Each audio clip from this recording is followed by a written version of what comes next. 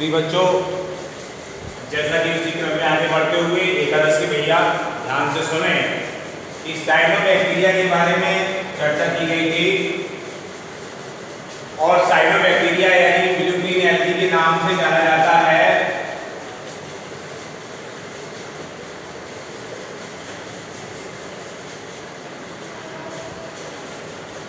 इस blue green algae की संरचना विभिन्न प्रकार के बैक्टीरिया के उदाहरण लेकर के चर्चा दी गई थी। उसी क्रम में आगे बढ़ते हुए आखिर साइनोबैक्टीरिया का प्रजनन कैसे होता है, प्रजनन रिप्रोडक्शन,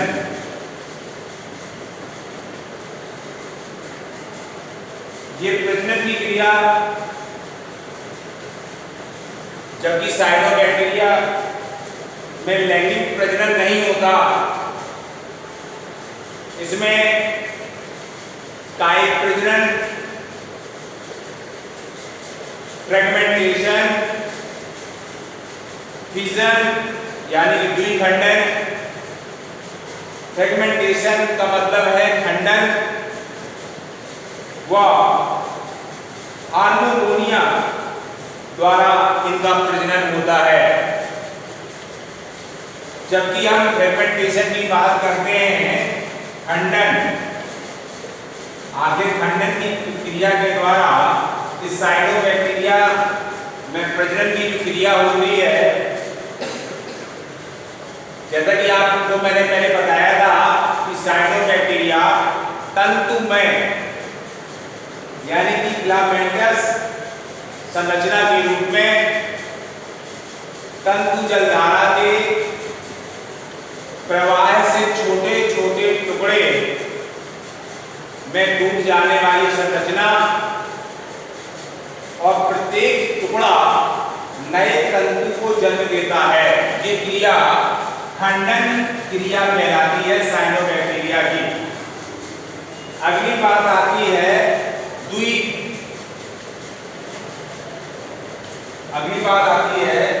द्विखंडन।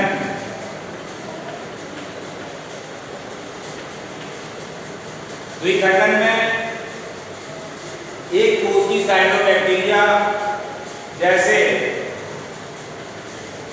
सिनेकोसिस्टिस की कोशिकाएं विखंडन द्वारा दो संतति कोशिकाओं में विभाजित हो जाती हैं, टू डॉटर सेल्स में विभाजित हो जाती हैं। उसी तरह जो तीसरा है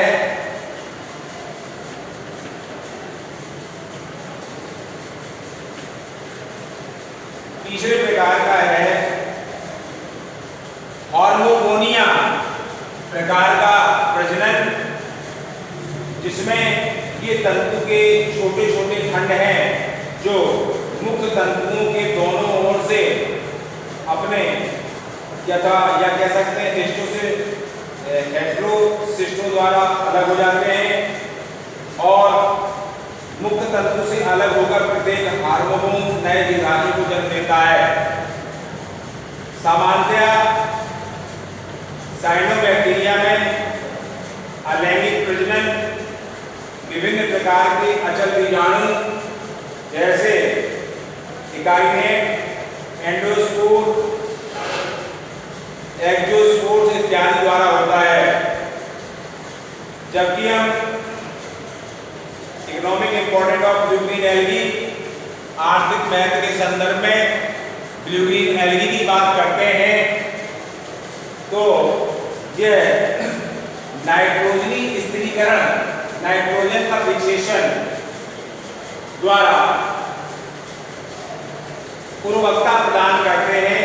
उसके अंतर्गत नॉस्टॉक और एनामीना आता है। नॉस्टॉक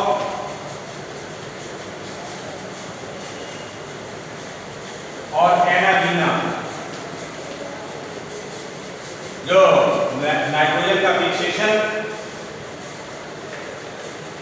उसी क्रम में कुछ साइनोबैक्टीरिया विषाक्त पदार्थों का स्राव करते हैं जो जल में मच्छरों के लार्वा को नष्ट करते हैं, और कुछ साइनोबैक्टीरिया जल में जो जल का उफान है उसको बनाते हैं और जल को प्रदूषित करते हैं। उसी क्रम में स्वपोषी और विषमपोषी जीवन पद्धति में स्वपोषी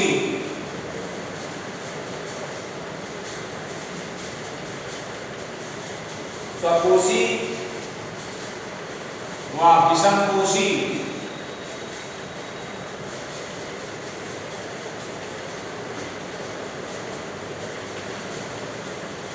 पद्धति में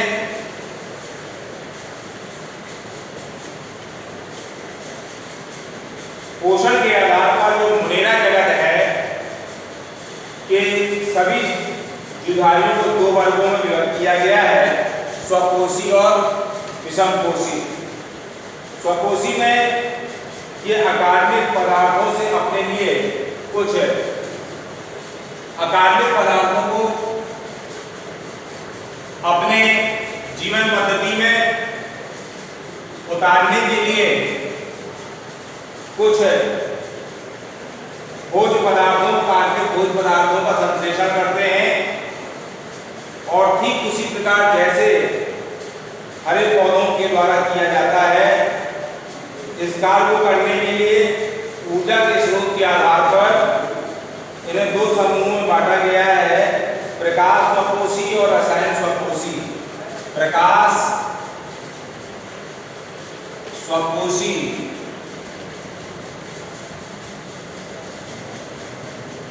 रसायन स्वपोषी। इन प्रकार की क्रियाओं में सामान्यतः ये बात देखी जाती है कि प्रकाश स्वपोषी में प्रकाश और संश्लेषी जीवधारियों की भांति ये भी CO2 का अपचयन करके कार्बनिक पदार्थों का निर्माण करते हैं और इस कार्य के लिए आवश्यक ऊर्जा प्रकाश से प्राप्त करते हैं। और CO2 वातावरण में ले लेते हैं और हाइड्रोजन के यौगिक से प्राप्त करते रहते हैं।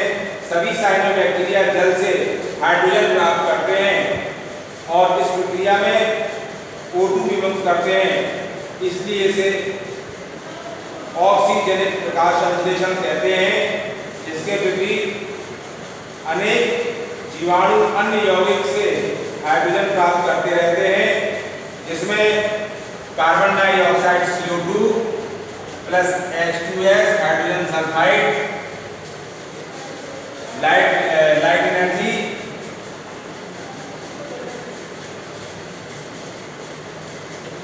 सूर्य के द्वारा प्राप्त ऊर्जा और साथ ही साथ शुगर और सल्फेट का निर्माण करते हैं। शुगर प्लस सल्फर का निर्माण करते हैं, जो पौधों के लिए अनिवार्य रूप से या जीवाणु या अन्य यौगिकों के लिए इस क्रिया में O2 विमुक्त नहीं होती, इसलिए इसे अनाक्सीजनिक प्रकाश संश्लेषण भी कहते हैं। उसी क्रम में और ये बात बता दूं कि इस प्रकार के जीवाणु प्रायः जलाशयों के पानी में गहराई पर पाए जाते हैं, क्योंकि यहाँ पर ऑक्सीजन की मात्रा अत्यंत कम होती है और अपचयित सल्फर काफी मात्रा में मिलती है, जो इन बैक्टीरियाओं के लिए उपयोगी है। उसी प्रकार हम जब दूसरी बात करते हैं रसायन स्वपोषी की, रसायन स्वपोषी में इस श्रेणी में सम्मिलित जीवाणु कार्बनिक पदार्थ के संश्लेषण के लिए आवश्यक ऊर्जा कार्बनिक पदार्थ जैसे अमोनिया, नाइट्रेट, नाइट्राइट तथा लौह आयनों से प्राप्त करते हैं। इस प्रकार से प्रकाश ऊर्जा का प्रयोग नहीं करते। इसमें उदाहरण के दृष्टिकोण से हाइड्रोजन जीवाणु आते हैं, नाइट्रिक कारक जीवाणु आते हैं जैसे कि नाइट्रोसोमोनास, नाइट्रोबैक्टर और गंधक जीवाणु इस श्रेणी में रखे गए हैं। उसी क्रम में विषमपोषी पद्धति के अंतर्गत ये अपने लिए कार्बनिक पदार्थ स्वयं संश्लेषित नहीं कर सकते और इसके लिए इन्हें अन्य जीवधारियों पर निर्भर रहना पड़ता है और ये मृत कार्बनिक पदार्थों को स्वयं को पोषित करते हैं। अतः इन्हें मृतोपजीवी कहते हैं, जिसमें जबकि सूडोमोनास अपूर्ण मृतोपजीवी है।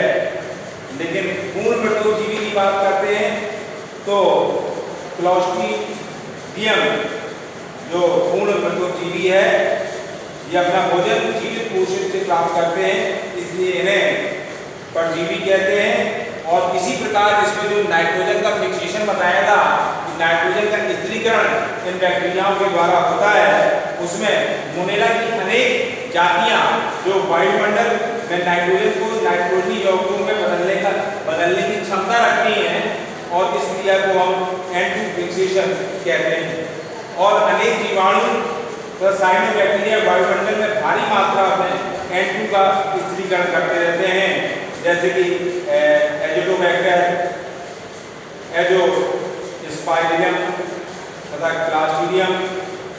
ये सभी प्रकार के जो बैक्टीरिया हैं और बैक्टीरिया कुछ जाति स्वतंत्र रूप से मिट्टी में निवास करती रहती हैं, वह मिट्टी के कणों के बीच स्थित वायु की जो नाइट्रोजन का स्थिरीकरण करती रहती हैं। इस प्रकार एनाबीना तथा नॉस्टॉक नामक साइनोबैक्टीरिया भी वायुमंडल की नाइट्रोजन का स्थिरीकरण करते रहते हैं और स्वतंत्र जीवधारी द्वारा किए गए नाइट्रोजन स्थिरीकरण को हम कह सकते हैं असहजीवी नाइट्रोजन स्थिरीकरण कहते हैं। ये क्रिया आपकी इसके विपरीत हम जब राइजोबियम और बैंडी राइजोबियम आदि जीवाणु की जातियों में लेग्यूमिनेसी यानी कि मटर कुल के